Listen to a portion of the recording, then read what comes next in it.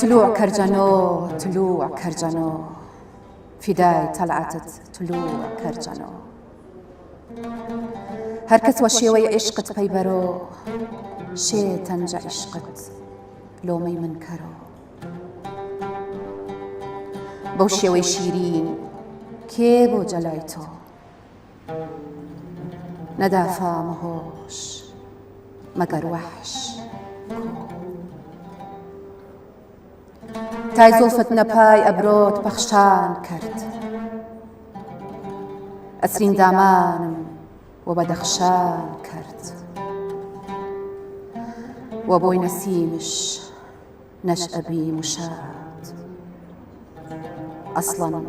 روی دوریم نما ناویات دماغم سروش چون سوزي ساوا كيف مسروى باي فلك مساوا ناقا بشاني دلداش وحمدا بيا بي أسري آمام وشمدا عزيز يا أفسو مهجوري توبي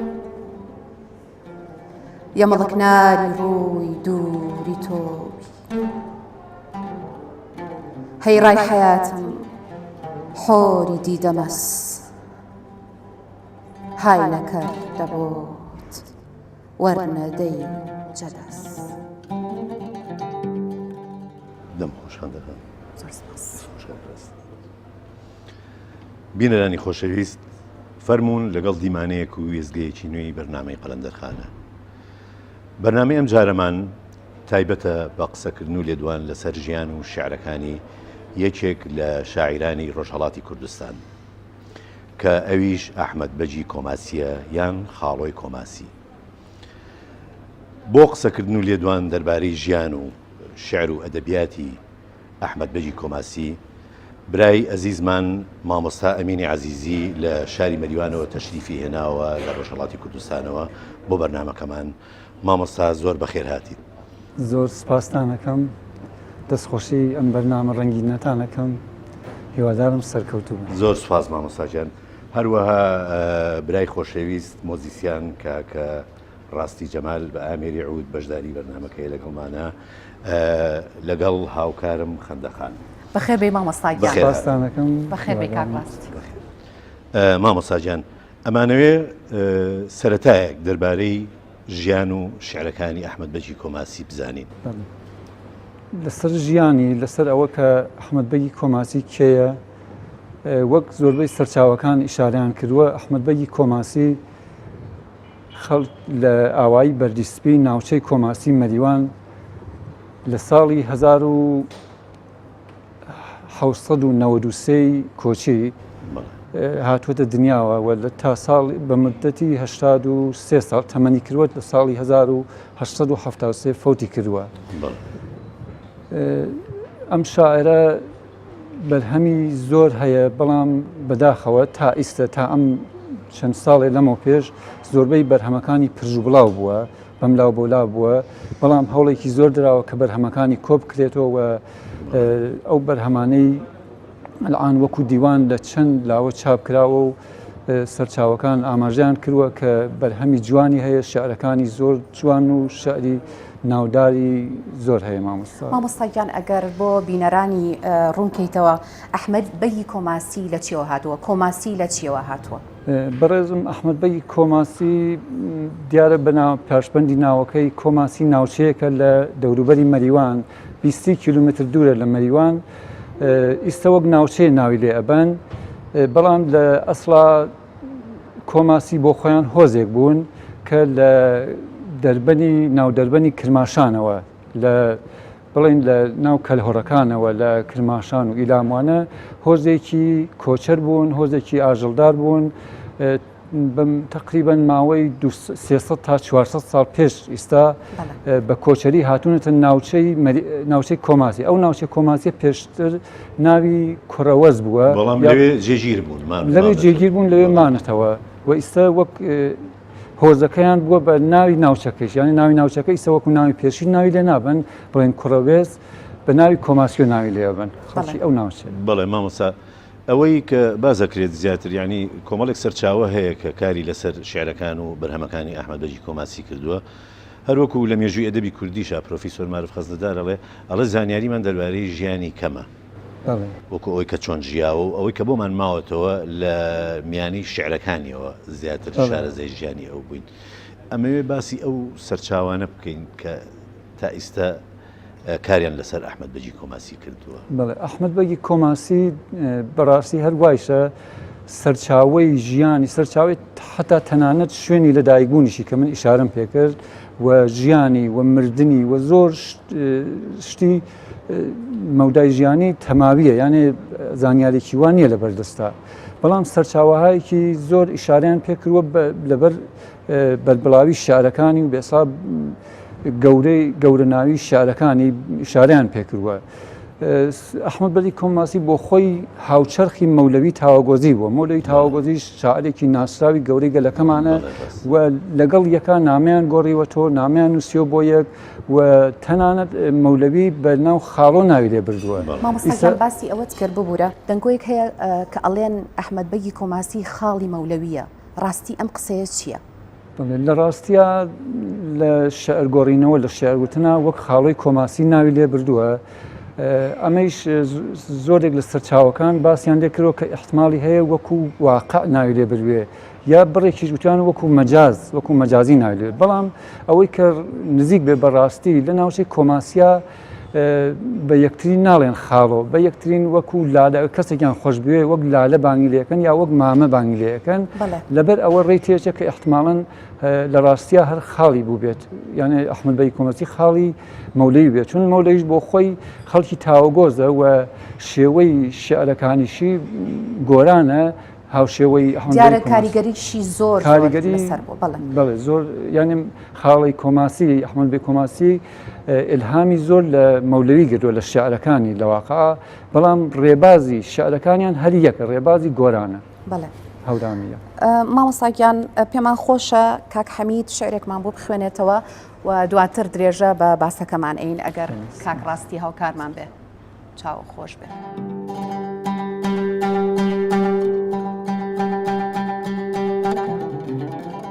ئازیز نەخاوم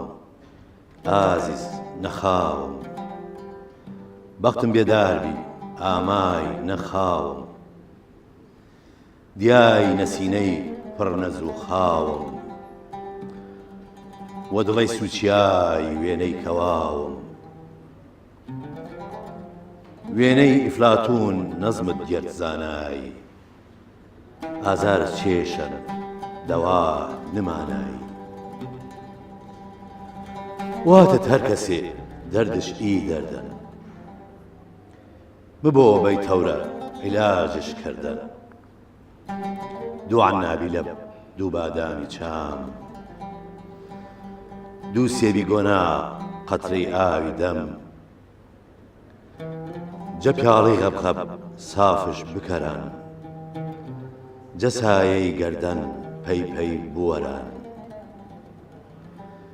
جەودمانە باغ پادشای حەیان پەی ساکنی دڵ بۆ کەرە بەیان ئیسە ئازیزم شۆخی نازاران من گێڵام جەلای گردین عەتاران هیچ کام جێی دەوا نمەگنۆم نەدەست ئیختیار بە تۆن بە فەریادم ڕەس هەنی چێشواچووم نەزان حاڵت دەرد من نەڕاگەی تۆ چەندین جەفام بەرد. دەم خۆش کاک حەمیدیان زۆر سپاس دەست و پەنجە و خۆش کاک ڕاستیگیان. مامۆستاگیان بەر لە بەرنامەکە باسی نامەیەکت کرد کە ئەبوولوەفای موعتەمەدی بۆ دکتۆر محەممەد موکری نووسیوە ئەمەوێ ناوەڕۆکی ئەم نامەیەمان پێ بڵێیت. هەروە کە ئیشارەتان فەرموو ژیان و بەسەرهات و شوێنی لەدایکبوون و شوێنی فەوتی ئەحمەد بەجی کۆماسی تا ئەندازەیەک تەماویە و ئەو نامە کە ئیشارەتان فەرموو ئەبوولوەفای موعتەمەدی کانی مشکانی کە یەکێک لە منشیەکانی دەرباری ئەردەڵانەکان بووە 6 ساڵ پێش ئێستا نامەیەکی نووسیەوە بۆ دکتۆر محەممەدی مکری کە یەکێ لە نووسەرانی پایەبەرزی ئێرانی و فەوتی کردو لە پاریس لەو نامەیە ئیشارەی کردووە بەوە کە شوێنی فەوتی ئەحمەد بەگی کۆماسی ئەو ئاگاداری لێیە و لەو نامە ئیشاری کردووە کە دقیق لە سنەیە لە شاری سنەیە قەبرستانی هەیە بەناو قەبرستانی تایلە لەو قەبرستانە بە بۆنەی ئەوە ناویان ناوە تایلە کە دارستانەکەی زۆربەی زۆری درەختی تایلەیە و دارێکی گەورە و سێبەردار و بەردارە و لەو قەبرستانە ئەحمەد بەگی کۆماسی نێژراوە بە قسەی ئەبولوفای معتەمەدی کانی مشکانی و لەسەر گۆڕەکەیە تەنانەت ئەو وتویە کە من دیومە حتا تەمەنەکەی لێ نووسراوە ناوی لێ نووسراوە شعری لێ نووسراوە و لە لای سەروی گۆڕەکەی و لە لای خواروی گۆڕەکەی دوودانە درەختی گەورەی تایلی لێ بووە و خەڵکی سنن لەو سەردەما هاتوون بۆ لە شەوان هەفتەیەک جارێک هاتوون بە دەف و بە نیاز شعری گڵکۆی تازەی لەیلی ئەحمەد بەگی کۆماسیان لەوێ خوێندوێتەوە زکر و ڕاز و نیازیان کردوە یعنی گۆڕێکی بەناوبانگ بووە ئەو گۆڕستانی شار بە تایبەت بوو بە گۆڕستانی شاعران و نووسەران و ئەدیبان بەڵام بەداخەوە ئەو سەنگی قەبرەکەی لە ناو چووەوە ئیسە ناکرێت بڵێ دقیقەن ئەوێ بەڵام بە دڵنیایی و ئەو نامە لە کتێبخانەی ئاستانی قودسی ڕزەویە پیا دۆزراوەتەوە ژمارەی هەیە و لەوێ بینرا و ئەسڵی نامەکەیش هەیە لە بەردەستاکە ئەگەر نیشانی باسی شعری گڵکۆی تازەی لێ لەکرد یعنی ناکرێت کە باسی ئەحمەد بەژی کۆماسی بکەیت یەکەم شت کە یەتە بەرچاوت و یەتە یادت گڵکۆی تازەی لێلە گڵکۆی تازەی لێل یەکێکە لە شعرە هەرە زیندووەکان لەناو هەموو ئەدەبی کوردیە کە کاتی خۆی پیرەمێردی شاعیر وەری جێڕاوەتە سەر شێوەزاری ئەمدی بەڵێ سۆرانی کاتی خۆی ئەمە نازانم زانیاریت هەبێت لە پەنجاکانی سەدەی ڕابردووە کۆمەڵی هونەر جوانەکان کردویانە بە شانۆیی وەکو شانۆیەکیش پێشکەش کراوە کە سیناریوی بۆ نووسراوە ئەم شعرە گەلێک لە نووسەران و توێژەرەوان قسەیان لەسەر کردووە و لەسەریان نووسیوە و یەکێک لەوانی کە قسەی لەسەر کردووە مینۆرسچیە ڕۆژهەڵات ناس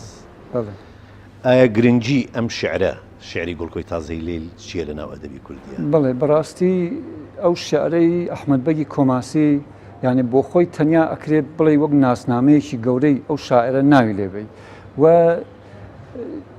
نزیک بە 100 ساڵ پێش ئێستا دکتۆر سعیدی کوردستانی ئەو شعرەی گڵکۆی تازەی لێلی یعنی ئەمە بۆ بەڵگە ئەو شعرەی گڵکۆی تازە لێلی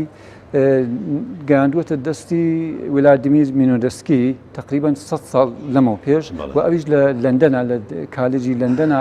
لەوێ کاری لەسەر کردووە و تاقیکاری لەسەر کردوەوە مقایسەی کردووە بڵێن بەراوردی کردوە لەگەڵ چون خۆی شعرەکە شعرێکی شینگێڕیە بەراوردی کردووە لەگەڵ شعری ئەو شاعرە پایە بەرزانە کە ئەوانی شعری شینگێڕیان بووە بەڵێ مەرسی بڵێ وەکو مەسەڵەن وەکو فێردەوسی وەکو دهلەوی وەکو خاقانی وەکو ئەو چەند شاعرە کە ئەوانیش شعری شینگێڕیان هەیە بەراوردی کردوە شعرەکەی ئەحمەد بەگی کۆماسی بەڕادەیەک موزیکال بووە بەڕادەیەک قەوی بووە بەڕادەیەک نزیک بە پڕ لە هەست و سۆز و پڕ هەست بووە لە وتارێکی گرینگە ئەوەی ئەحمەد بەگی کۆماسی بەرزتر لە هەمووی شینگێڕەکان ئەوان نرخاندووە یانێ بووە بە ناسنامەیەک و گڵکۆی تازەی لێلیانە بۆ خۆی هەروە کە ئارزوم کرد ئەتوانێت حتا دکتۆر محەممەد عەلی سوڵتانی کە خۆی نووسەرێکی پایەبەرزی کرماشانیە لە ڕۆژهەڵاتە لەسەری نووسیوە کە فەرموویەتی کە گڵکۆی تازە ئەگەر ئەحمەد بەگی کۆماسی تەنیا ئەو شعرەی بوتایە یانێ تەنیا شعری گڵکۆی تازەی لێلی ببووە ئیتر هیچ شتێکی تر نەبووایە بۆ خۆی تەواو بوو کە وەکو یەکێک لە شاکارەکانی مامۆستاگیان پێمان خۆشە بێ ئەگەر بەشێک لەو شعرەمان بۆ بخوێنیتەوە ئەگەر کاک ڕاستی هاوکارمان بێ بۆی بینەرانیشمان بەو شعرە ئاشنا بن بەسەرچاو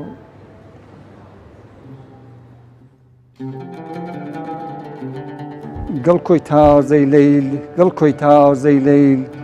ئارۆشیم وەسەیر گڵکۆی تازەی لەیل نەپایی مەزار لەیلەکەی پڕمەیل نەدیدەم واران ئەسرینان چۆن سەیل شیم بەسەرینش بە دڵەی پرجۆش سەنگی مەزارش گرتم نەئاغۆش واتم دڵسۆزی قەیسی لوم نەکۆڵ مبارەکت بۆ یانەی بیدی چۆڵ کۆچی بێوادەت کارێ پێم کردن بێزارم جەگیان رازیم وە مەردەن دیارە ئەم شارە شارێکی دوور و درێژە بۆ خۆی چیرۆکێکە ئەگەر ڕخسەت ببێت کورتەیەک وەک چیرۆک بگێرمەوە ئەحمەد بەگی کۆماسی یارەکەی کە بە لەیلی ناوی لێبردووە یارەکەی پێش خۆی یا بە احتماڵی زۆر بە جوانە مەرگی فەو دەکا ئەمرێت و کاتێک ئەینێژن ئەچێت سەر گۆڕەکەی لەسەر گۆڕەکەیە لەگەڵ یا وتوێژەکە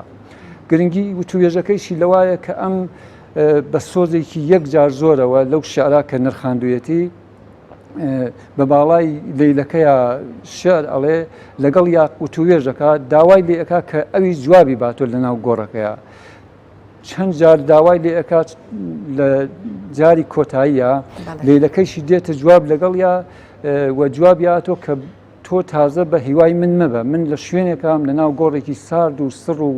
تەنگ و سنگ و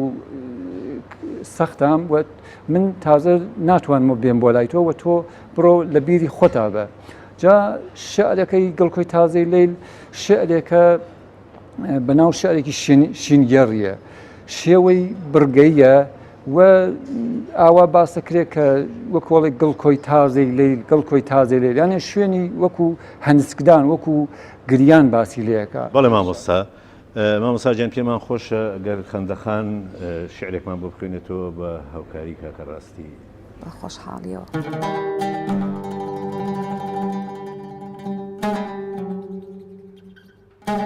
دیدەی بێخەوان دیدەی بێخەوان هام دەنگ ناڵەی دیدەی بێخەوان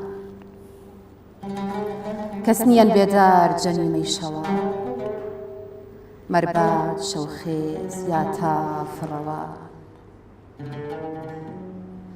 یەکێ جوانە منە نان حاڵە پەیوەستن تاسوو ناڵەم و باڵە غەیجەبات سوبحتا فساف نەفس نمەیۆ نەگۆش تاسوو سەدای کەس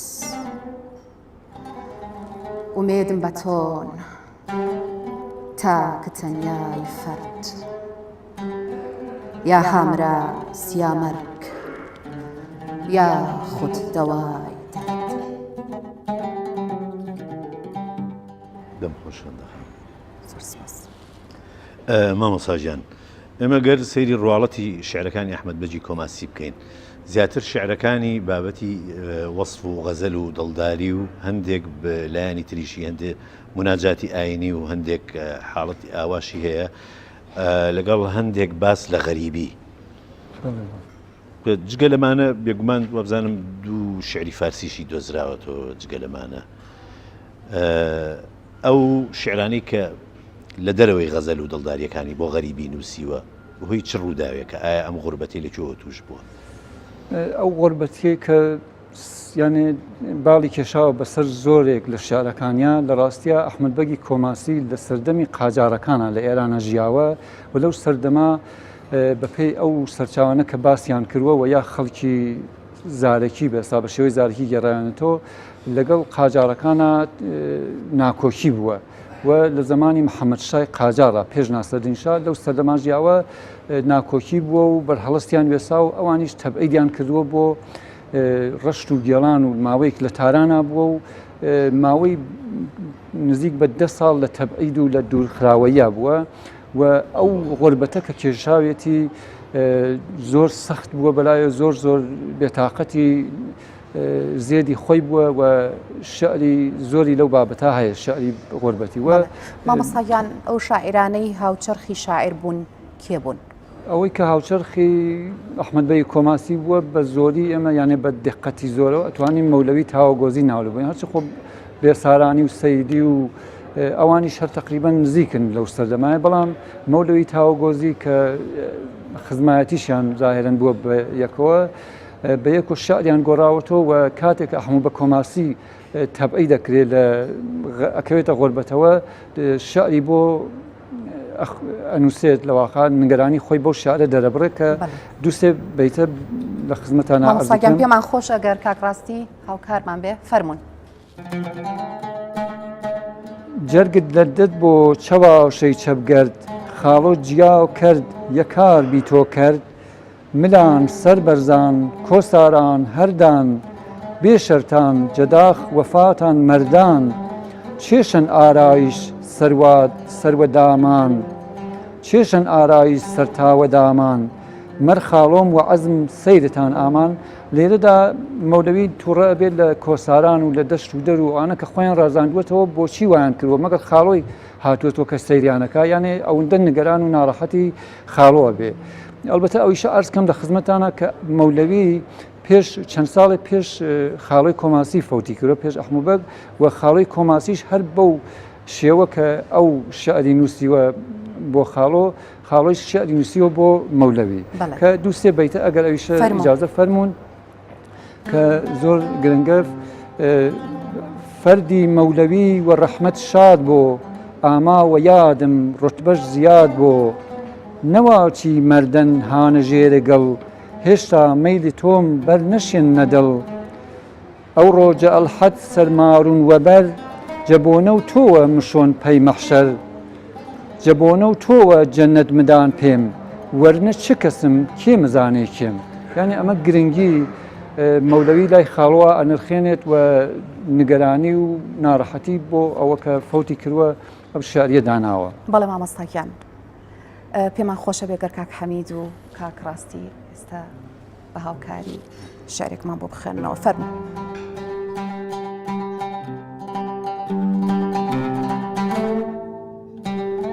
قبلم جەزوبان قبلم جەزوبان ئەرساتێ نامت بەرشۆم جەزوبان جەرگم مەدۆزان بە مەودای سنان بە تووتیا بۆ ڕێزەی ئیستیخوان هەر لەحزە مێرت بەرشۆم جەزەمیر ئەو دڵ سەرواز بۆ بپێکان بە تیر دڵ هەر یەکێوەن ڕێبازی خۆشخۆ ببەنوە هەدەف تیرە شەستی تۆ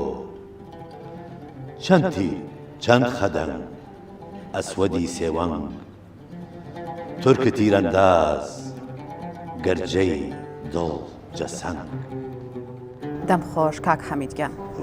بەڵێ مامۆستاگیان بەرهەمەکانی شاعیر چۆن کۆکراونەتەوە و خاوەنی چەند دیوانە؟ پەرژ و بڵاو بووە ئەو یەکەم کەس تقریبەن ئەتوانی بڵێن مامۆستا حەکیمی مەلا ساڵح ئەو زۆربەی شارەکانی کۆکردوەوە کردوێتی بە دیوانێ پێش ئەویش ئەلبەتە وەک نامیلکەیەک دکتۆر محەممەد عەلی سوڵتانی لە کرماشانە ئەوی شەر تقریبەن 90 شعری جیاواز لەمەی حەکیمی مەلا ساڵح کۆکردوەوە ئەویش وەک دیوانێکی یا نامیلکەیەک چاپ نەجمەدین مەلەش بەڵێ ئەلبەتە ئەرزم کردن کە شعرەکانی پرژ و بڵاو هەیە هەر ئەیستێژ بەشێ لە شعرەکانی لەم لاو لەولا لە لای خەڵکی حتا خەڵکی تریش لە ناوچە پیا بووە و لە ناو لای سەرچاوی زۆرە بۆەوە کە وەک سەرچاوە ئیشارەی پێ بکەیت کە شعرەکانی لەکوێ پیا بووە. مامۆستاگیان دوا پرسیار ئێمە گەر سەیری شعری شاعرانی شێوەزاری گۆران بکەین وەک مەولەوی بێسارانی ئەوانەیە ئەو سەردەما سەیری شعرەکانی ئەحمەد بەجی کۆماسی بکەین سەیرەکەین ئەم زمانی ئەم زۆر زیاتر نزیکە لە شێوە هەموو شێوەزارەکانی کوردیەوە ئەمە کاریگەری چییە؟ بەڵێ ئەحمەد بەی کۆماسی بۆ خۆی دیارە خۆ هەورامی نەبووە نەکەی خۆیان ئەو تایفە یا ئەو هۆزە کە ئەحمەد بەی کۆماسی لە ناویانە هەڵکەوتووە بۆ خۆیان لە هۆزێک بوون کە لە ناوچەی دەربەندی کرماشان و لەو ناوچەی کەلوڕانەوە هاتوون و شێوەزاریان جیاواز بوون لەگەڵ هەورامی گۆرانە بەڵام لەو سەردەما شعر وەکو خۆتان فەرمووتان شعر بە شێوەی یا شعر و نووسین و زۆربەی شتەکان بە شێوەی گۆران و بە هەورامی وتراوە ئەویش شێوەی وتنەکەیان شێوەی ناوەڕۆکی شعرەکانیان ئەو جیاوازیە هەیە کە ئەو بۆ خۆی تایبەت بە هۆزێکی ئەو ناوچە نەبووە یا هۆزێکی نزیک بە هەورامی نەبووە لە ڕێبازی گۆران پەیڕەوی کردووە و دیارە دوای ئەویشە ڕێبازی بابان هاتووەتە ئاراوە. بەڵێ مامۆستا بەڕێستان و کۆی کە لە ڕۆژەڵاتی کوردستان لە شاری مەریوانەوە هاتوون و سەیری بەرنامەی قەلەندەرخانەکەن ئایا تێبینیتان و یا بیرۆڕاتان چێ دەربارەی بەرنامەی قەلەندەرخانە یا پێشنیازتان؟ بەڕاستی بەرنمەیەکی زۆر جوان و ڕەنگینە و خەڵکی ڕۆژهەڵاتیش زۆر پێشوازی لەکەن بەرنمەیەکی ئەدەبی و فەرهەنگیە زۆر ئەلبەتە ئەدەبیە و ئێمە پێمان خۆشە و زۆر زۆر سپاسی ئەم ستافەکەین کە ئاوا زەحمە دەکێشن و ئەو شاعرانە و ئەو لاپەڕە گومبوانە ئەدۆزن و نیشانی خەڵکی دەدەن. یەک شت بە کورتی لەبارەی ئەحمەدی کۆماسی کە لەم بەرنامە پێشکەشکرا ئەرسان بکەم کە ئەحمەدی کۆماسی شاعرێک نەبووە کە مقایسەی کرد لەگەڵ شاعرەکان ترا ئەو شاعری خۆشەویستی بووە کەسێک بووە کە نە فیلسۆف بووە نە شاعرێکی بڵێن ئەهلی زانست و بەو معنای فقه و حجرە ئەو شتانە بووە بەڵام چونکە شاعرێک بووە بە تەواو هەست و نەست و هی خۆی لە بواری خۆشەویستی و ئەوین و عشقا شعری وتووە هەر ئەوە بۆتە باعثەوە کە ئەحمەد بەگی کۆماسی وەک شاعرێکی جیاواز دەرکەوێت و خەڵک خۆشیان بێت. بەڵێ مامۆستاگیان زۆر زۆر سپاس بۆ ئامادەبوونت سپاس بۆ زانیاریەکانت زۆر سپاسی کاکڕاستیەکەم دەست و پەنجە و خۆش زۆر سپاسی هاوکارم کاک حەمیدی شەکەم. ئازیزانی قەلەندەرخانە بە گۆرانیەکی جوانی عەباسی کەمەندی کە لە شعری ئەحمەد بەگی کۆماسیە کۆتایی بە بەرنامەکەمان ئەهێنین تا دیدارێکی تر هەر شاد بن.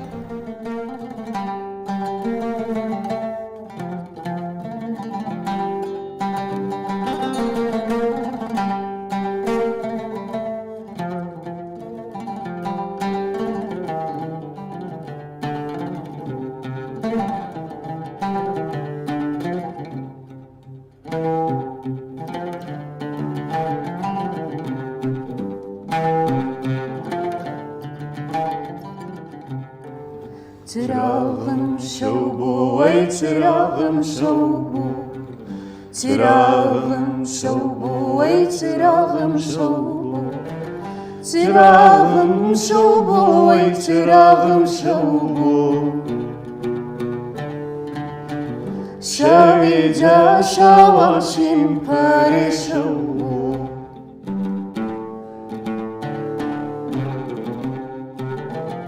شاید بوی زلفت وی کمی بیولیش بلکو زمانم کم تر بکایش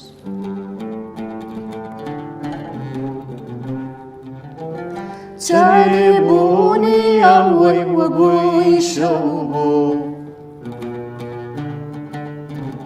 بوش امانك تنظر في تو